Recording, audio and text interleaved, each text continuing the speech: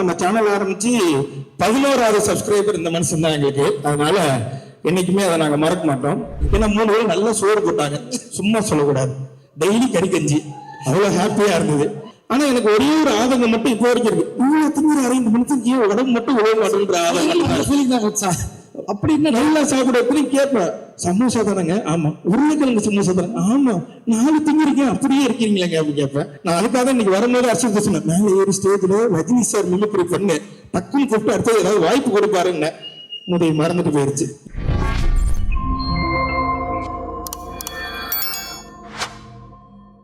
அனைவருக்கும் வணக்கம். சாரி, புரியல. எல்லாருக்கும் வணக்கம். இங்க இருந்து பார்க்கும்போது தான் தெரியுது இவ்வளவு பேர் இருக்கீங்கன்னு. ரொம்ப ரொம்ப நன்றி. முதல்ல இந்த படத்துல என்ன நடிக்க கூப்பிட்ட அஸ்வத் சாருக்கு ரொம்ப ரொம்ப நன்றி. அப்புறம் இந்த படம் ப்ரீ ரிலீஸ் ஈவெண்ட் கூப்பிட்ட அஸ்வத் சாருக்கு ரொம்ப ரொம்ப நன்றி. அப்புறம் இந்த படத்துக்கு அப்புறம் என்ன வச்சு இன்னொரு படம் எடுக்க போற அஸ்வத் சாருக்கு ரொம்ப ரொம்ப நன்றி. பிரதீப் ப்ரோ இல்ல ப்ரோ, அடுத்தவங்களை பத்தி சொல்லலான்னு வந்தேன். பிரதீப் ப்ரோ வந்து எப்படி சொல்றது, ஸ்டார்டிங்ல வந்து பேசும்போது ஹாய் ப்ரோ அப்படின்னு சொல்லி இன்ட்ரடியூஸ் ஆனாங்க. அதுக்கப்புறம் வந்து பேர் சொல்லி கூட ஆரம்பிச்சாங்க, அர்ஷத் இது பண்ணிக்கோங்க அது பண்ணிக்கோங்கன்னு.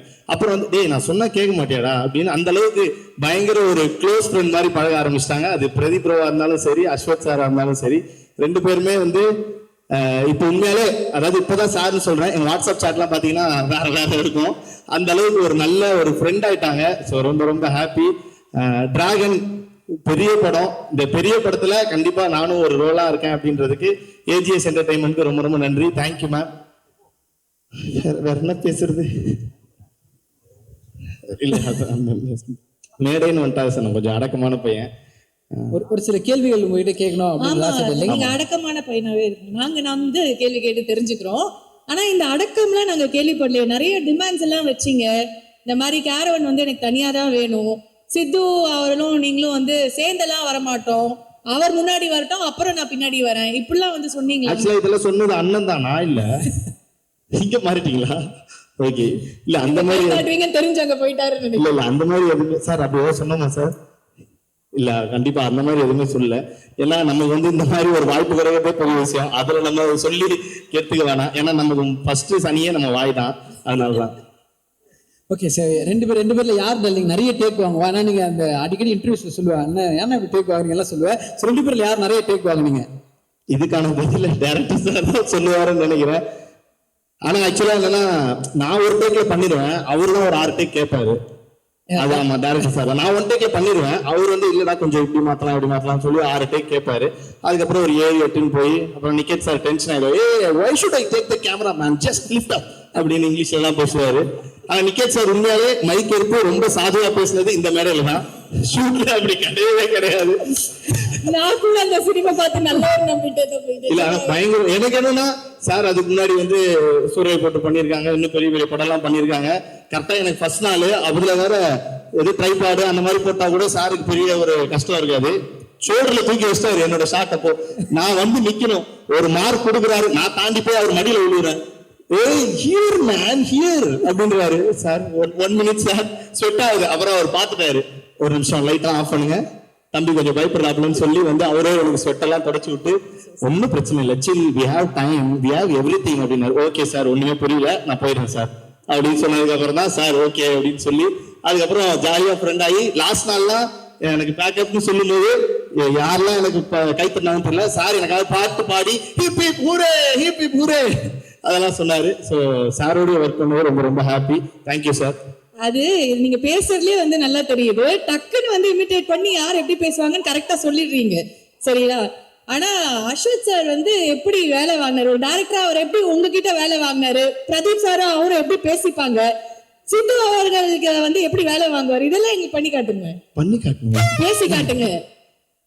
இல்ல இப்பதான் டிஓபி மாதிரியே பேசி காட்டீங்களே, கூட இருந்து அப்சர்வ் பண்ணிருப்பீங்கல்ல. அவங்க வந்து ஏன்னா அவங்க 2 பேரும் ரொம்ப வருஷமா, ஒரு 12-13 வருஷமா அவங்க 2 பேரும் ஃப்ரெண்ட்ஸ்ன்றனால ஒரு டைரக்டர் ஒரு ஆக்டர் அவங்களுக்குள்ள இருக்க ஒரு கான்வர்சேஷன் மாதிரியே இருக்காது. ஃப்ரெண்ட்ஸ் மாதிரி தான் கேஷுவலா இருக்கும். மச்சான் நான் இது ஒன்று பண்ணிருக்கேன்டா, நான் இது ஒன்று பண்ணி, மச்சான் நான் இது ஒன்று போடுறேன்டா, நான் இது பண்றேன்டா, ரொம்ப கேஷுவலா பேசிப்பாங்க அவங்க. ஸோ அதை பார்க்கும்போது உண்மையாலே இப்படி ஒரு ஃப்ரெண்டு நமக்கு இல்லையே அப்படின்ற ஒரு ஃபீல் வரும். இங்கேயே இருக்காரு பக்கத்துல, இப்படி ஒரு ஃப்ரெண்டு நமக்கு இல்லையேன்ற ஃபீல். அவர் ஃப்ரெண்ட் இல்லைங்க, எங்க அண்ணன். அங்கேயும் அண்ணனா தான் இருந்தாங்க, அதுக்கப்புறம் இதே மாதிரி தான் இருந்தாங்க. பட் மச்சான் அது நம்ம ஞாபகம் வச்சுக்கிறோம் டெல்லிங். ரெண்டு தேங்க்யூ டெல்லிங். எங்களுக்கு இன்னும் ரொம்ப ரொம்ப சந்தோஷம் தான், நாங்க பார்த்து ரசிக்கிற 2 பேரை இன்னைக்கு வெள்ளித்திரையில பார்க்க போறோம், ரசிக்க போறோம், கொண்டாட போறோம். அவ்வளவு பெரிய சந்தோஷம். கண்டிப்பா ஒவ்வொரு கைத்தட்டலும் உங்களோட உழைப்புக்காக கிடைக்கிறது தான். Lots of love to you. இன்னும் பல படங்கள் உங்களை பார்க்க அண்ட் டிராகன் ஸ்கிரீன்ல என்ஜாய் பண்ண எங்களை மனமார்ந்த வாழ்த்துக்கள். Thank you and love. ரொம்ப ரொம்ப நன்றி எல்லாருக்கும். டிராகன் படம் February 21st ரிலீஸ் ஆகுது. எல்லாரும் திரையரங்குல பார்த்து உங்களுடைய சப்போர்ட் கொடுங்க. Thank you, love you all. Thank you so much.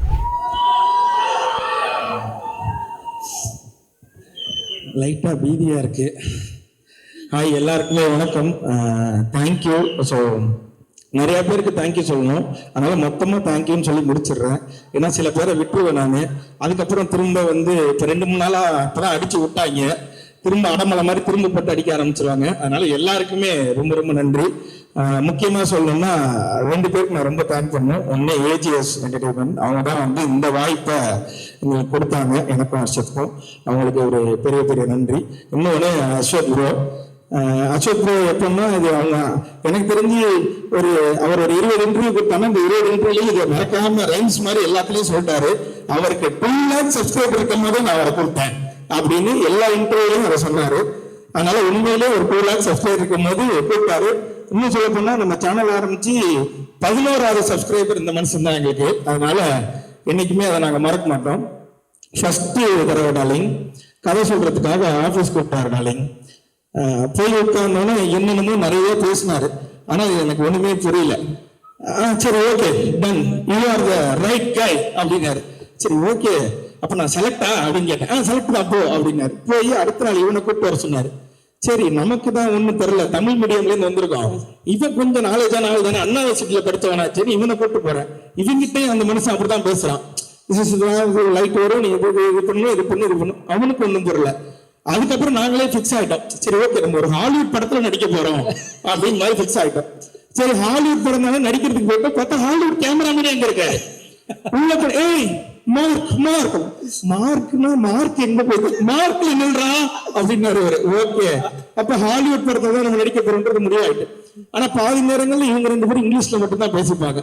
இதெல்லாம் நான் வந்து உண்மையிலேயே இந்த மேக்கிங், ஜாக்கி சான் படம் மேக்கிங்ல தான் கடைசியா போடுவாங்க. ஒரு கேமராமேனும் ஒரு டைரக்டரும் இங்கிலீஷ்ல பேசுறதுலாம். இதெல்லாம் நான் பார்க்கும்போது உண்மையிலேயே இவன்கிட்ட சொல்லுவேன், நிறைய பேசுறாங்கடா, ஆனா ஒன்னும் புரியலடா. அவங்க பேசிப்பாங்க, ஆனா சரி இது சொல்லலாமான்னு தெரியல. பல நேரங்கள்ல வந்து நிக்கேட்ல வந்து சார்ஜ் எடுத்துட்டாருன்னா உங்களுக்கு எல்லாம் பீதி ஆயிடும். அது நான் பரவாயில்ல, சில நேரத்துல பிரதீப் ப்ரோக்கே அது பீதி ஆயிடும். பீதி ஆயிடுச்சுன்னா அவர் கொஞ்ச நேரத்துல அவர் என்ன பேசுறதுன்னு அவருக்கு புரியாது. ஆனா அவருக்கு ஒரு மல்டி பர்சனாலிட்டி இருக்குன்றது நான் கண்டுபிடிச்சிட்டோம். என்ன திடீர்னு ஒண்ணு பேசுவாரு, திட்டுவாரு, ஓகே டார்லிங் நல்லா பண்ணு அப்படின்ட்டு போயிடுவார். இப்போ இந்த மனுஷன் அதுக்கப்புறம் வந்து உங்கள இல்ல அவங்கள அப்படிம்பாங்க. சரி, அவங்கள வேற யாரையோ சொல்லியிருக்காரு அப்படின்னா அவங்ககிட்ட போய் சொல்லுவாரு, உங்கள இல்ல, நீங்க லைட்லாம் கரெக்டா வச்சுக்கீங்க, இவனுங்களதான் சரியா நடிக்கல அப்படின்ட்டு போயிடுவாரு. ஸோ இந்த படம் உண்மையில ஆரம்பிச்சது ஒரு மாதிரி ஜாலியா ஆரம்பிச்சது, முடியும் போது ஏண்டா முடியுது அப்படின்னு இருந்தது. ஏன்னா 3 பேரும் நல்லா சோறு போட்டாங்க, சும்மா சொல்லக்கூடாது, டெய்லி கறி கஞ்சி, அவ்வளவு ஹாப்பியா இருந்தது. நம்ம ஆபீஸ்ல அப்படி ஒரு சோறு பண்ணணும்னு ஏஜிஎஸ் பார்த்து நாங்க பல தடவை உயர்ந்திருக்கோம். ஏன்னா இது திரும்பவும் சொல்லலாமான்னு தெரியல, பல வார்த்தைகள் டப் பண்ணி இது பண்ணி கட் பண்ணி பேசி எடிட் பண்ணி நானே பேச வேண்டியதா இருக்கு. ஏன்னா இதுக்கு முன்னாடி இந்த மனுஷன் வந்து இந்த படத்துல போடும்போது அசோக் வந்து ரீஇன்ட்ரோடியூசிங் அப்படின்னு போட்டாரு. அதுக்கு முன்னாடி நாங்க ஒரு 2 படம் பண்ணோம், சொல்லக்கூடாது, நான் சொல்ல மாட்டேன் 2 பண்ணோம். அதுல வந்து இட்லி கேட்டா இட்லி இல்லைன்னுவாங்க, தோசை கேட்டா வீட்டுல இருந்து எடுத்துட்டு வர மாட்டேங்க. சோ இந்த மாதிரி பிரச்சனை இருக்கும்போது இங்க போன ஒரே நேரத்துல டார்லிங் எல்லாமே சிக்கன் இருக்கு டார்லிங், மீன் இருக்கு டார்லிங். அதுக்கப்புறம் சில நேரத்துல பிரதீப் டயட் ஷிப்னு எடுத்துட்டு வருவாங்க. ஆத்தாடி ஆத்தா, அதுல என்னென்னமோ இருக்கும் டார்லிங். ஓடுறது போடுறது, பறக்கிறது, தாவறது, நிக்கிறது, நீந்துறது எல்லாமே இருந்துச்சு அவருக்கு. ஆனா எனக்கு ஒரே ஒரு ஆதங்கம் மட்டும் இப்போ வரைக்கும் இருக்கு, இவ்வளவு திங்கிற 5 மணிக்கு உடம்பு மட்டும் உழவு மாட்டேன்ற ஆதங்கம். அப்படி என்ன நல்லா சாப்பிட கேட்பேன், சமோசா தானங்க, ஆமா, உருளைக்கிழங்கு சமோசா தானே, ஆமா, 4 திங்கிருக்கேன், அப்படியே இருக்கிறீங்களேங்க அப்படி கேட்பேன்.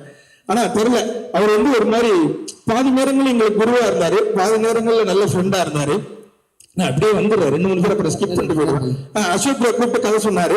சொல்லிட்டு ஷூட்டுக்கு போனதுக்கு அப்புறம் அவர் சொன்ன கதை தான் இப்ப எடுக்கிறாரான்னு எனக்கு இவனுக்கும் பாதி நேரங்கள் சந்தேகம் இருக்கும். நம்மகிட்ட சொல்லும்போது வேற எடுக்கிறாரா, அவர் என்ன எடுக்கிறாரோ அதை நடிப்போம், இதுக்கப்புறம் நமக்கு ஏதாவது வாய்ப்பு இருக்கான்னு கேட்டாங்க. எந்த வாய்ப்பும் இல்லை, அப்ப கிடைச்ச வாய்ப்பை யூஸ் பண்ணிப்போம் அப்படின்னு இது பண்ணதுதான்.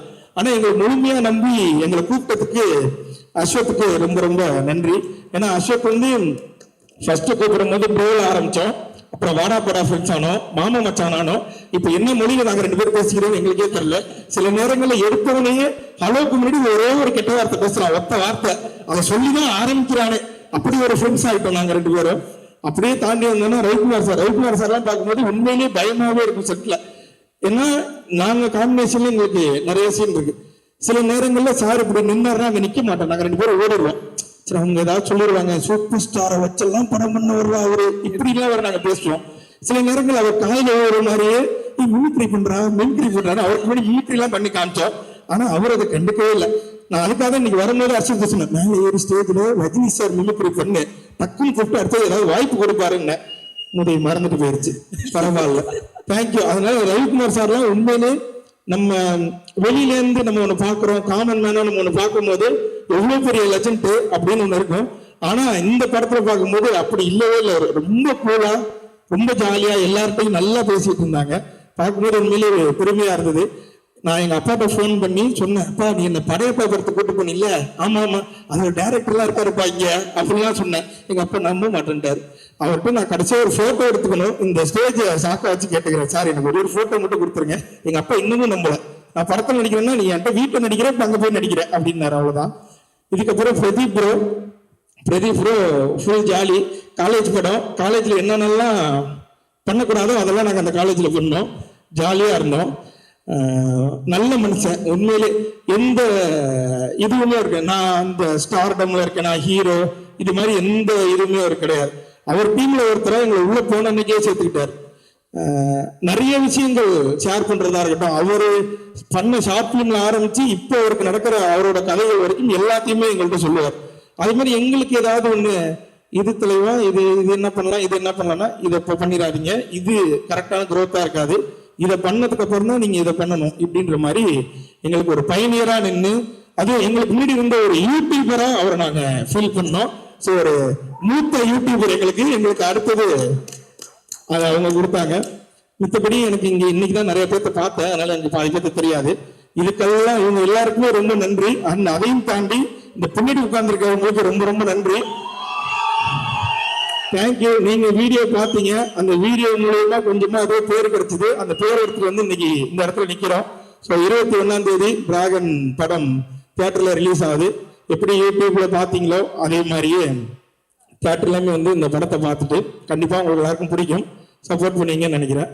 நன்றி, thank you darling. Thank you darling. But இன்ஸ்டால ஒரு ஸ்டோரி அப்போ போட்டிருந்தாரு இயக்குனர், இந்த மாதிரி இந்த வருஷத்தோட பெஸ்ட் நடந்த விஷயங்கள் அப்படின்னு சொல்லி நிறைய விஷயங்கள் கோட் பண்றப்போ ஒரு தடவை உங்களை கோட் பண்ணி ஏதோ ஒரு ஸ்டோரி போட்டிருந்தாரு. அதை பார்க்கும்போது அவ்வளவு சந்தோஷமா இருந்து அந்த ஸ்டோரியை பார்த்தோம். இன்னைக்கு இப்படி டிராகன் ஸ்டோரியில உங்க 2 பேரையும் பார்க்க எங்களோட டார்லிங் பாக்குறாரு அப்படின்றது மட்டும் சொல்லணும். இப்படி இந்த மேடை வந்து நிக்கிறதுக்கு, ஏன்னா படத்துலயும் அவ்வளவு சூப்பரா சக்சஸ் தேடி போற ஒரு ஃப்ரெண்டு, இப்போ ஒரு சம்பள காசு இல்லைனா கூட ஏன்டா எங்ககிட்ட வாங்கி கொடுக்குறன்ற அளவுக்கு ஒரு நல்ல நண்பரா இருக்கீங்க. ஸோ நட்பை எங்க விஜய் சிது எப்படி பாக்குறாரு? அந்த ஃப்ரெண்ட்ஷிப் தான் இங்கே நிப்பாட்டி இருக்கு. அந்த ஃப்ரெண்ட்ஷிப் தான் எனக்கு விக்னேஷ்காந்த் மீட் பண்ண வச்சது. அந்த ஃப்ரெண்ட்ஷிப் தான் இவ்வளவு தூரம் கொண்டு வந்தது. இவ்வளவு பேர் வீடியோ பார்த்த ஃப்ரெண்ட்ஷிப் தான் இதை என்னை இவ்வளவு தூரம் வளர்த்து விட்டது. அதே மாதிரி படத்துலையும் என்னோட கேரக்டர் பேர் அன்பு. நானும் பிரதீப்பும் வந்து பயங்கரமா ஒரு அந்த காலத்துல ஒரு சூர்யா தேவா அப்படின்னா அடுத்த காலத்துல இந்த அன்பு பேர்லாம் ரிவீல் பண்ணலாமா? சொல்லக்கூடாதா? என்ன அங்கேயும் மிரட்டுற, நீ வெளில வாடி.